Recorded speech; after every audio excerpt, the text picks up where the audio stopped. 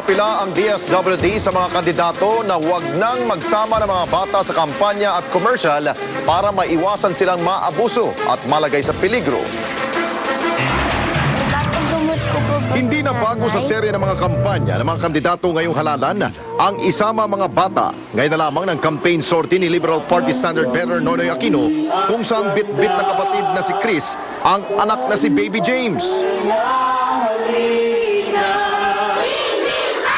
Sa aming pag-ikot dito sa Cavite, pati mga kabataan kasama sa kampanya.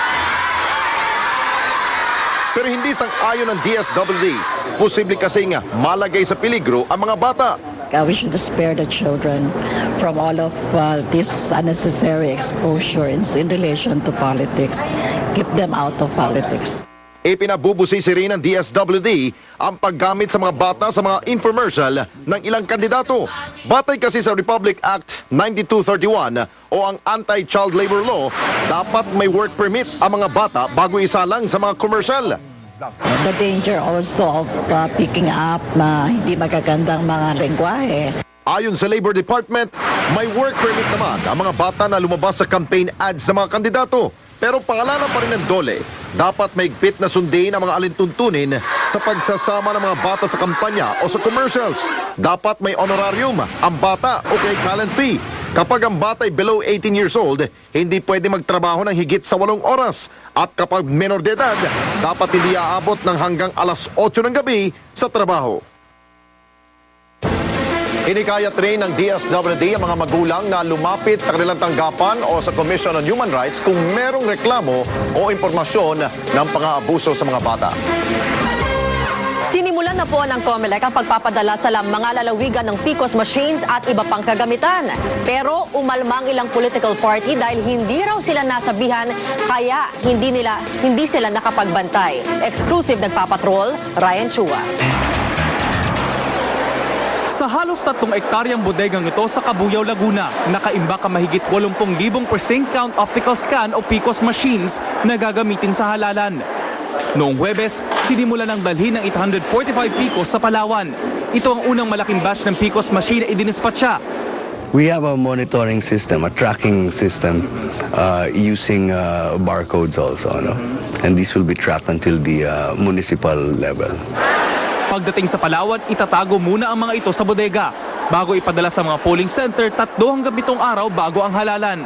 Sinisiguro ng COMELEC at Smartmatic TIM na mahigpit ang seguridad sa bawat takbang ng deployment ng PCOS machines. Ito raw ang dahilan kaya hindi basta-basta ipinaalam sa publiko ang kinaroroonan ng mga makina. Pero tingin ng ilang election watchdog, kulang sa transparency ang proseso. Masyadong maraming sikreto sa deployment, no? For reasons of security, which I would agree with, no? Pero yun nga, at least dapat may mga watchers din doon. Alam nila, meron silang delivery schedule, so they would know. Pero ayon kay Liberal Party Campaign Manager Butch Abad, hindi nila alam ang schedule ng PCOS deployment. Ayon naman kay Nationalista spokesperson at senatorial candidate Gilbert Remulla, wala pa silang natatanggap na formal na abiso. Tanging PPCRP ang nagsabing alam nila ang schedule. Pababantayan daw nila sa kanilang watcher sa mga makina mula sa bodega hanggang sa presinto. Ryan Chua, Patrol ng Pilipino. Isang negosyanteng Korean ang natagpong patay sa loob ng kanyang sasakyan sa Xavierville Avenue, Loyola Heights, Quezon City.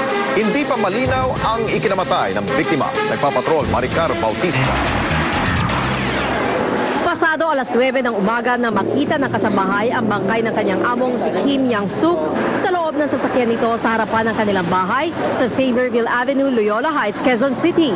Bumubula ang bibig ng Korean National nang matagpuan sa backseat ng sasakyan. Sabi naman niya, basagin mo na lang ang kaibigan niya kasi baka daw buhay pa, baka makita natin.